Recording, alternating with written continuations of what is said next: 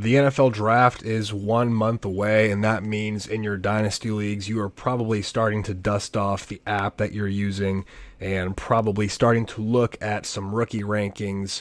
For me, I've been looking at a lot of mock drafts, and I figured why not start a series where we look at mock drafts and then react to where fantasy relevant players are landing. Most of this will be from a dynasty perspective. I will give a take on what I think of that player in year one from a redraft perspective. We are looking at the Athletics Beat Writer Mock 2.0. So let's start off with Fernando Mendoza on the Raiders. I think at this point it kind of already feels like that's where he already is. It feels like we've visualized Fernando Mendoza wearing a Raiders jersey for the past month and a half, and we see his name and we think Las Vegas, right? That's just kind of where we're at. It's a foregone conclusion that he's going to get drafted. But how does he fit from a fantasy standpoint with Clint Kubiak as the head coach there? And I wanted to talk about Clint Kubiak's tendencies as a play caller. He's been a play caller for 3 different teams, 3 different years. The 2021 Vikings, the 2024 Saints, and the 2025 Seahawks. His team's drop back percentage, so the percentage of plays where the quarterback is taking the ball and dropping back, not handing the ball off, has been 61% with the Vikings, 60% with the Saints, and 53% with the Seahawks. That ranked 19th, 17th, and 31st. So at best, in terms of a volume standpoint, and that's what fantasy is a volume, opportunity, talent standpoint. From a volume position, it seems like the volume's not going to be there a ton. I guess if they are a bad team, if they are trailing more, they will be passing more, but in neutral game scripts, the Raiders are going to be run first. Those quarterbacks' fantasy finishes in those years: Kirk Cousins, QB 11, Derek Carr and Spencer Rattler, QB 20 and QB 42, kind of skewed. It is on a per-game basis. And then Sam Darnold last year on a per-game basis, quarterback 25. So in Superflex leagues, just having a viable, usable, consistent starting quarterback for 5+ years is super valuable and super important, and I don't want to understate that. But from a bang for your buck standpoint, if I'm sitting there at 102 in a Superflex league, I'm totally fine trading that pick to a quarterback needy team, falling back in the round, and landing one of these other guys we're about to talk about here in a minute. This is assuming Jeremiah Love is the Dynasty 101. I don't think there's much that will change that assumption. I haven't dug super deep into all the prospects. I do think Mendoza is a good player. I do think he'll have a good pro career. But given the infrastructure he's about to go into, I'm not super excited about it from a fantasy standpoint. They got Brock Bowers, Jalen Naylor, Trey Tucker, Dante Thornton, Jack Besh. So, I mean, they need to address their line in the draft more than likely. They got Colton Miller at left tackle. Getting Tyler Linderbaum helps a bunch. Their right tackle, maybe Charles Grant. He's a former top 100 pick, but didn't play a lot of snaps. They just got a lot more holes to fill on this team. I imagine they will try to get him a pass catcher. Omar Cooper in the second round has been a trendy pick in some mocks that I've seen, former teammates there. But I don't think I'm trying to use pick 102 in a Superflex league on Fernando Mendoza unless I am desperate for a quarterback, in which case I'm totally cool pulling the trigger on that move. This next one I really like is Carnell Tate to the Saints. I'm not bothered at all by his 4.5 40-yard dash time. Again, have not dug into the film on these players a ton, but Carnell Tate looks like the real deal.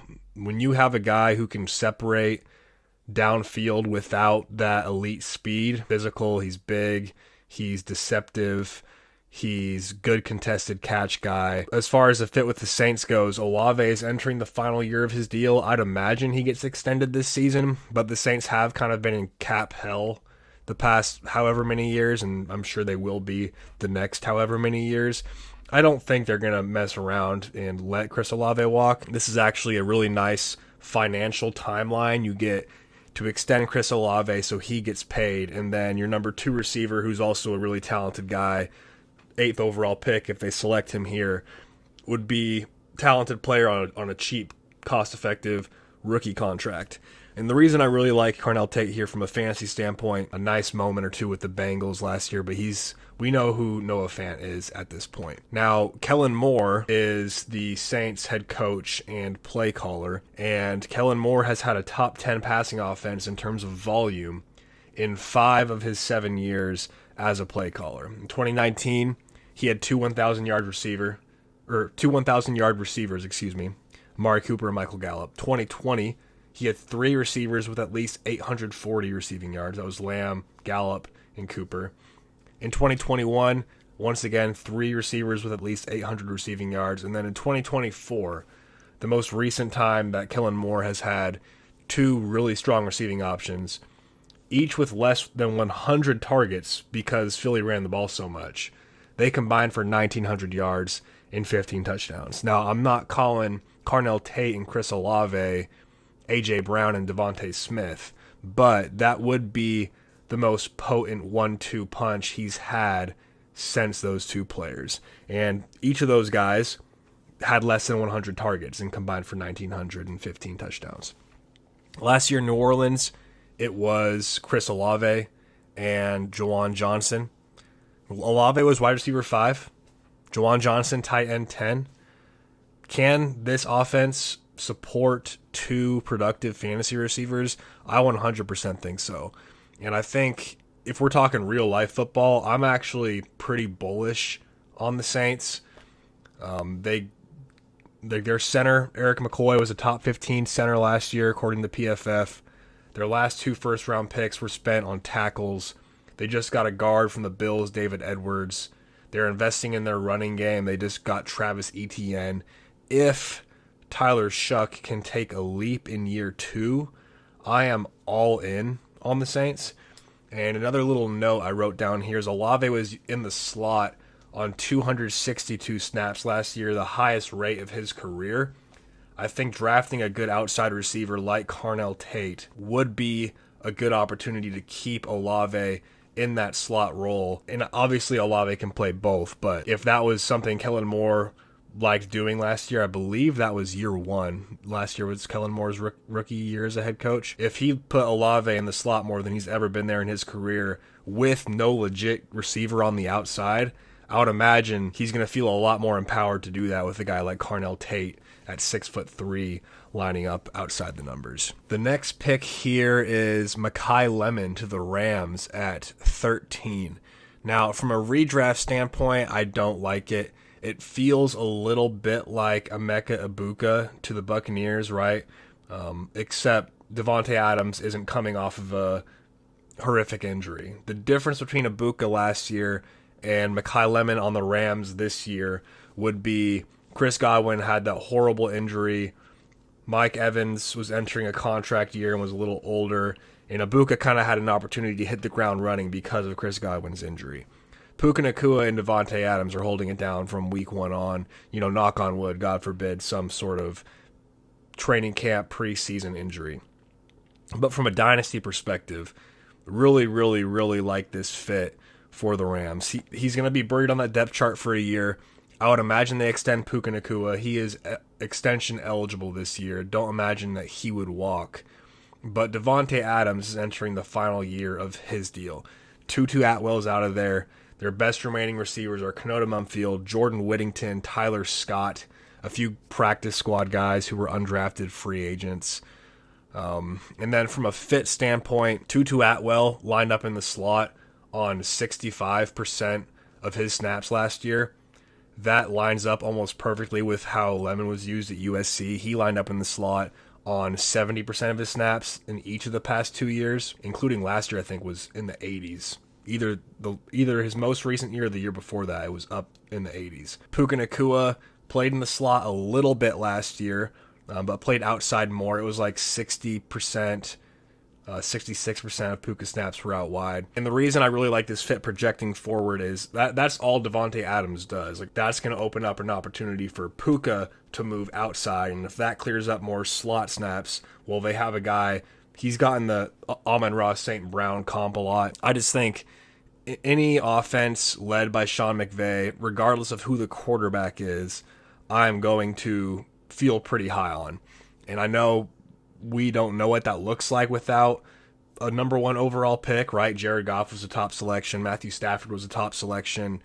And over the years, if you look at the numbers, fantasy production that Sean McVay's produced, he's produced a top 8 receiver each of the past 5 years. I didn't bother digging in past that because I like a 5-year sample.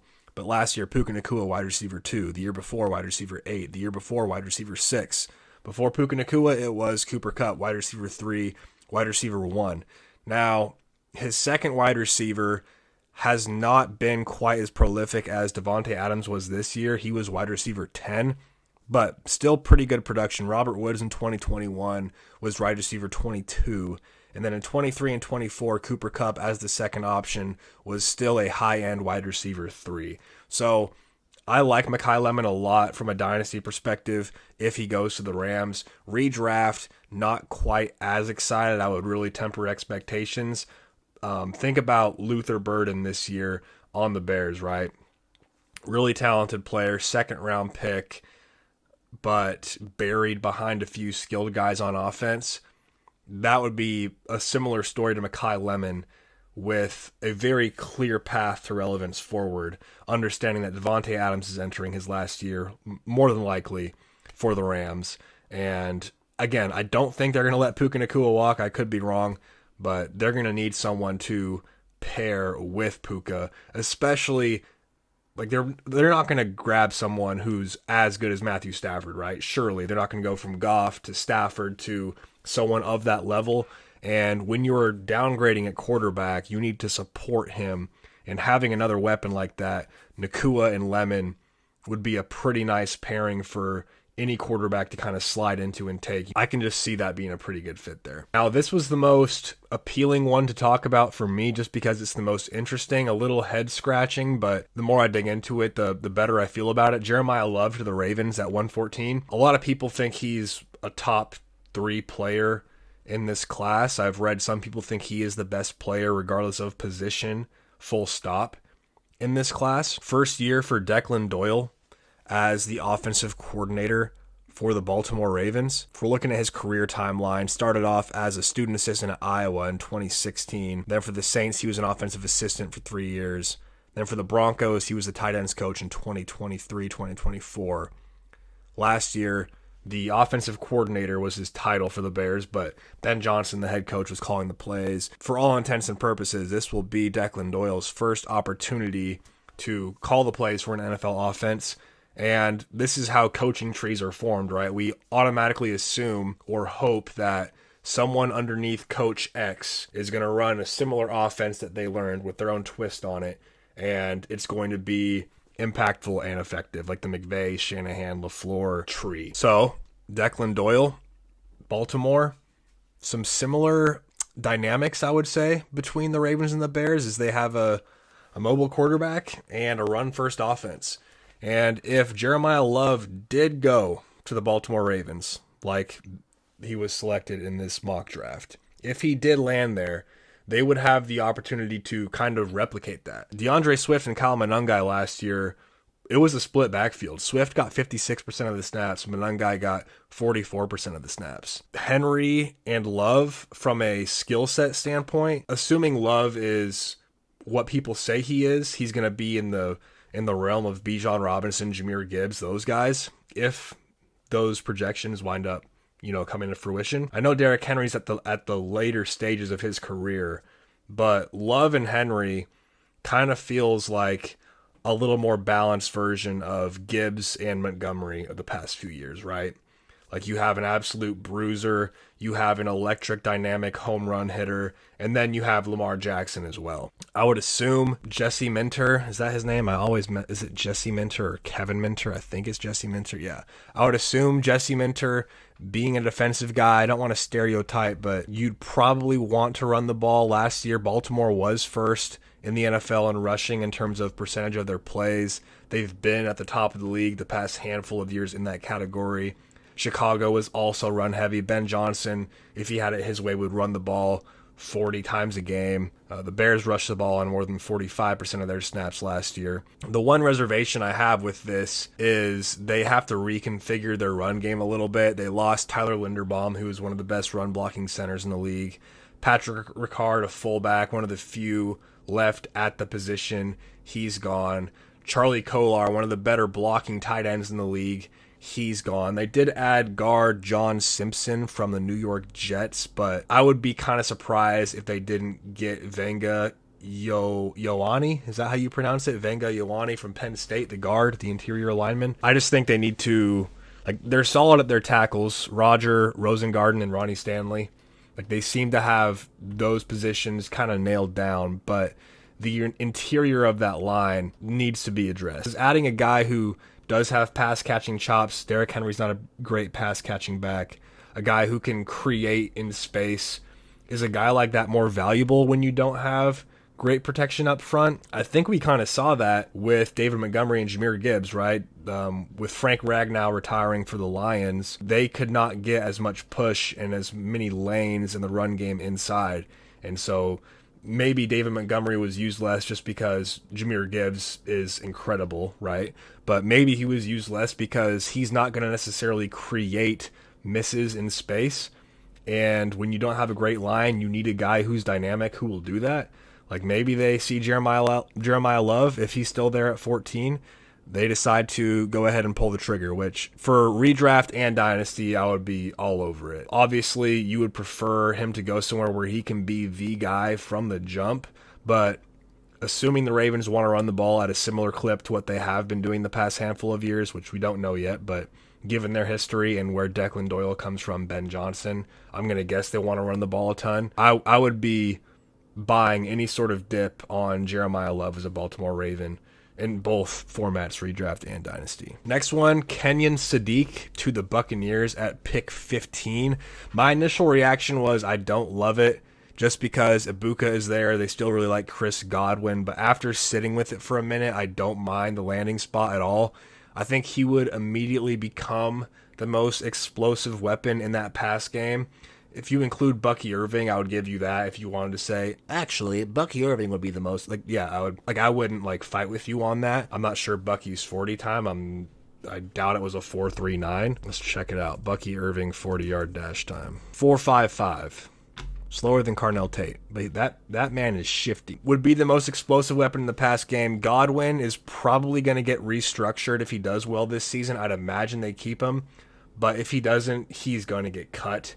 I think his cap hit next year is $28 million. This year it's $33 million. After next year, his cap hit for his age 32 and 33 season are just $7 million, $8 million. Cade Otton from the tight end position, he wound up being second for the Buccaneers in targets last year, but I think that was mainly because of how often guys were getting hurt. To kind of illustrate how spread apart the Buccaneers passing game was, the offense overall gave less than 5 targets per game to the tight end position. Now, a lot of what we're talking about here, because these are all first round picks, you kind of have to give them a usage boost because teams are investing capital, high premium picks in these players. You're not going to select a player in the first round to not use him. I say that, but immediately in the back of my head pops up, well, what about Matthew Golden last year, right? Ultimately, Kenyon Sadiq would be the most explosive, biggest target in that pass game. Godwin's a really good blocker in both the run game and the pass game, really good in the short and intermediate area of the field. Has not had a full season since that injury. Ibuka, pretty dang good rookie year, but he's not some twitchy home run hitter. And I'm not calling Kenyon Sadiq twitchy, but 4.39 speed at that size gives them an element to their passing game they haven't had. And don't know if you heard, but their biggest receiver, Mike Evans, is now out of there. So it would give them another big body to throw to in the end zone. I think for dynasty purposes, we've been spoiled lately with the Tyler Warrens and the rookie Sam Laporta and Brock Bowers. I think you kind of have to exercise patience and caution with rookie tight ends. In redraft, I would not be drafting Kenyon Sadiq very high at all, just because I think that Godwin and Ibuka will clearly be ahead of him in the pecking order. We haven't mentioned Jalen McMillan, who's coming back from an injury. We haven't mentioned Tez Johnson. Bucky Irving, we imagine, will get a full season. Kenneth Gainwell just caught 75 balls. From a dynasty perspective, if you like drafting tight ends, if you like the player, you select him where he's being drafted at and you view it as an investment. Or you let someone else take them in the first round, hope they're impatient, hope they're disappointed with the output and production, and then you go trade for them and get them for cheaper than what they paid for them. Next one is Jordan Tyson to the Jets at pick 16. The main concern I've seen with Tyson is his health, right? He's only played one complete season in his collegiate career. He sat out his pro day, but I'm not going to overcomplicate this one. That team has no other weapons other than Garrett Wilson. I know they have Adonai Mitchell. I know they have Breece Hall, but I'm talking in the passing game, out wide. They have nobody else. That team's going to be down a lot. They're going to be passing the ball a lot. And they got a major upgrade at quarterback. It's not Justin Fields. It's not Brady Cook. It's Geno Smith. And I know Geno Smith just had a truly atrocious year that led the Raiders to having the number 1 overall pick in the draft. But he is worlds better than Fields or Cook. We think the defense is going to be improved, but this is still a team that just ripped everything down to the studs. They're not going to be any good. I think Adonai Mitchell is better suited as a deep threat, and Jordan Tyson and Garrett Wilson, similar to Chris Olave and Carnell Tate, would be a really nice 1-2 punch. The worry could be, hey, we're the Jets, we have all these draft picks. How do we know that they don't draft someone who's going to supersede him and maybe overshadow him? But this is pick 16. I don't think he goes this high because of the concerns with the hamstring or whatever's hindering his ability to run routes and run the 40. But if they take him this high, like, he's going to be their guy. And then the last one is Denzel Boston to the Cleveland Browns. For a receiver who I think his best skill set is contested catches, I think that's helpful for quarterbacks who struggle with accuracy. Look at Cortland Sutton for Bo Nix, has been great for Bo ever since he came into the league. I think a big appeal for that, though, is having an offense that can get down in the red zone consistently, and you can use them as a big body target in the red area. And I think when you have a guy who relies on those type of catches and you're not in opportunities to score very much, you're taking away a big slice of what that player is capable of doing. Now, from a role standpoint, how he fits into the architecture of the offense, I think Denzel Boston would be a pretty good fit for the Browns. They have their playmaking tight end, Harold Fannin. This would be pick 24, by the way. They have Jerry Jeudy, who's a really crisp route runner at all areas of the field. And then you'd have your contested catch guy. You'd have Quinshon Judkins, your every down back. You'd have Dylan Sampson, your pass catching back.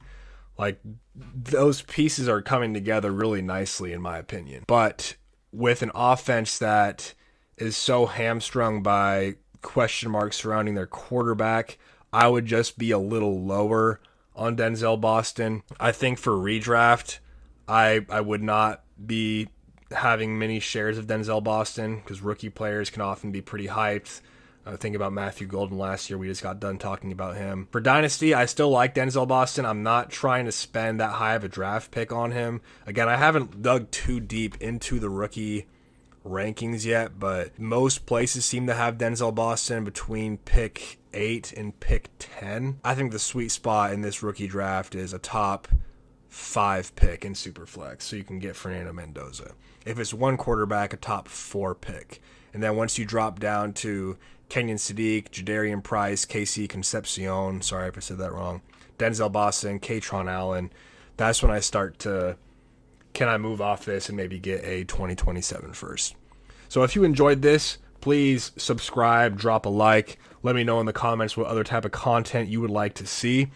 Draft season's coming up. We will do more reactions like this if you guys enjoy this, if it does well. And regardless of whether it does well, we got a lot of stuff coming. So if you want to see some written content, some of the charts I had from last year, be sure to subscribe to the Substack. Link to that is in the description. And then go drop a follow on TikTok. That is in the description as well. Thank you guys a bunch. Deuces.